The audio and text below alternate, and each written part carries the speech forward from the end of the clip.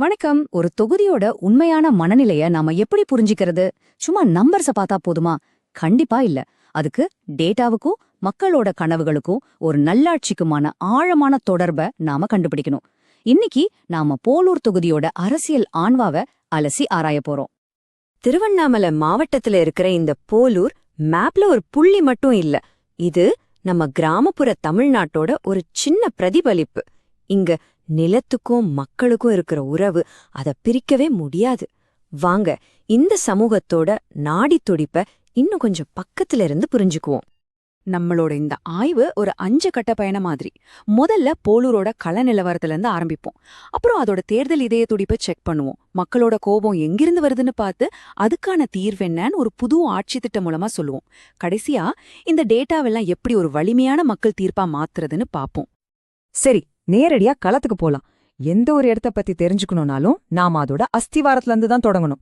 அந்த அஸ்திவாரம் தான் அந்த மண்ணும் அங்க வாழ்ற மக்களும். போலரோட கதை இங்க இருந்து தான் ஆரம்பிக்குது. இந்த நம்பரை பாருங்க, 86.2%. இது வெறும் பெர்சன்டேஜ் இல்ல, இதுதான் போலோரோட நிஜம். கிட்டத்தட்ட முழு தொகுதியுமே கிராமம் தான். அப்போ இங்க இருக்கிற மக்களோட வாழ்க்கை எதை நம்பி இருக்கு? விவசாயம், நிலம். ஒரு அரசியல்வாதிக்கு இதோட அர்த்தம் ரொம்பவே தெளிவு. ரோட், தண்ணி, இந்த மாதிரி அடிப்படை வசதிகள்லாம் ஏதோ தேர்தல் வாக்குறுதி கிடையாதுங்க. அது அவங்களோட உயிர்நாடி. இப்போ இந்த சமுதாயத்தோட கட்டமைப்பு பாப்போம். வன்னியர் சமூகம் கிட்டத்தட்ட 45% வரைக்கும் இருக்காங்க. அரசியல்ல இந்த மாதிரி நம்பர்ஸ் ரொம்ப முக்கியம். அதுதான் வியூகங்களையே தீர்மானிக்கும். ஆனா மத்தவங்களோட குரலும் ரொம்ப முக்கியம் இல்லையா? 17.4% பட்டியலின மக்களும் 7.8% பழங்குடியின மக்களும் இந்த மண்ணோட ஒரு அங்கம். அவங்களோட தேவைகளையும் நாம சமமா கவனிக்கணும். ஒரு நிமிஷம் யோசிச்சு பாருங்க. இதுதான் உங்க வாழ்க்கைனா எப்படி இருக்கும்? வராத தண்ணிக்காக காத்துட்டு இருக்கிறது, குண்டும் குழியுமான ரோட்ல போறது, படிச்சு பசங்க வேலையில்லாம இருக்கிறத பாக்குறது, நல்ல கோச்சிங் சென்டர் போக முடியாம இருக்கிறது. இது வெறும் பிரச்சனைகளோட லிஸ்ட் இல்ல. இது சரி செய்யப்பட வேண்டிய ஒரு சிஸ்டத்தோட அவலக்குரல். இப்போ மக்களோட வாழ்க்கையில இருந்து நேரடியா அரசியலுக்கு வருவோம். போலூரோட எலெக்ஷன் பல்ஸ செக் பண்ண போறோம். அதோட அரசியல் ஹெல்த் பத்தி இந்த டேட்டா நமக்கு என்ன சொல்லுது? கொஞ்சம் கவனமா கேட்போம். 48.4%. சரி, தேர்தல்ல ஜெயிக்க இது போதும். ஆனா ஆட்சி நடத்துறதுக்கு இது ஒரு வார்னிங் மெல் மாதிரி. பாதிக்கும் கம்மியான ஓட்ல ஜெயிக்கிறீங்கன்னா அதுக்கு என்ன அர்த்தம்? மெஜாரிட்டி மக்கள் உங்களுக்கு ஓட்டு போடல. இது ஒரு பிழிவுபட்ட தீர்ப்பு. ஆட்சியோட அஸ்திவாரம் இங்க ரொம்ப பலவீனமா இருக்கு. அந்த பலவீனம் எவ்வளவு பெருசு? இவ்வளோதான், 4.8%. இதுதான் வெற்றிக்கும் தோல்விக்கும் நடுவுல இருக்கிற ஒரு மெல்லிய கோடு. ஆயிரக்கணக்கான மக்கள் ஓட்டு போட்ட ஒரு தொகுதியில சில 100 ஓட்டு தான் முடிவை மாத்திருக்கு. இதுல இருந்து என்ன தெரியுது? இப்போ இருக்கிற தலைமை ஒரு நிலையற்ற இடத்துல தான் நின்னுட்டு இருக்கு. 2016ல திமுக, 2021ல அதிமுக. இந்த மாற்றம் ஒரு விஷயத்தை ரொம்ப தெளிவா காட்டுது. போலோர் எந்த ஒரு கட்சிக்கும் நிரந்தரமான கோட்டை கிடையாது. இது ஒரு மாறிட்டே இருக்கிற தொகுதி. மக்களோட நம்பிக்கைய அப்பப்போ ஜெயிக்கணும். யாருமே அதை சொந்த கொண்டாட முடியாது. இந்த தேர்தல் மாற்றங்கள் வெறும் கட்சிகளோட வெற்றி தோல்விய மட்டும் காட்டல. அது ஒரு விழிப்புணர்வோட இருக்கிற வாட்டாளர் சமூகத்தை காட்டுது. இது நமக்கு ஒரு முக்கியமான ஜனநாயக கொள்கைய ஞாபகப்படுத்துது. அதாவது, தகவலறிந்து பேசுற பொது விவாதம்தான் ஜனநாயகம். மக்களுக்கு உண்மை தெரிஞ்சா அவங்க தலைவர்களை கேள்வி கேட்பாங்க. ஒவ்வொரு குரலும் மரியாதையோட கேட்கப்படணும்னு உறுதி செய்வாங்க. சரி, இப்போ இருக்கிற சட்டமன்ற உறுப்பினர் பலவீனமான நிலையில இருக்காருன்னு பாத்துட்டோம். ஆனா ஏன்? இப்போ நாம கொஞ்சம் டிடெக்டிவ் மாதிரி யோசிப்போம். மக்களோட கோபத்துக்கு உண்மையான காரணம் என்னன்னு கண்டுபிடிக்க அவரோட செயல்பாடுகளை இன்னும் ஆழமா ஆராய்வோம். இதெல்லாம் சும்மா புகார்கள் இல்ல. இதெல்லாம் நிறைவேற்றப்படாத வாக்குறுதிகள். போடுறேன்னு சொன்ன ரோடு இன்னும் மண் ரோடாவே இருக்கு. வரும்னு சொன்ன தண்ணி இன்னும் வரல. வேண்டியவங்களுக்கு மட்டும்தான் உதவி கிடைக்குதுன்னு ஒரு எண்ணம். இதுதான் ஆட்சியாளருக்கும் மக்களுக்குமான இடைவெளிக்கும் முக்கியமான காரணம். இந்த சார்ட் ஒரு சிம்பிளான கதைய சொல்லுது. நலத்திட்ட உதவிகள் கொடுக்கறதுல ஓரளவுக்கு பரவாயில்ல. ஆனா அடிப்படையில 2 பெரிய தோல்வி: உள்கட்டமைப்பு மற்றும் மக்கள் நம்பிக்கை. ஒரு கிராமப்புற தொகுதிக்கு உள்கட்டமைப்புல தோத்து போறதுங்கிறது ஒரு செடிக்கு தண்ணி ஊத்த மறந்த மாதிரி. அது மெதுவா வாடி போயிடும். இது நாங்க நலத்திட்ட சோர்வுன்னு சொல்வோம்.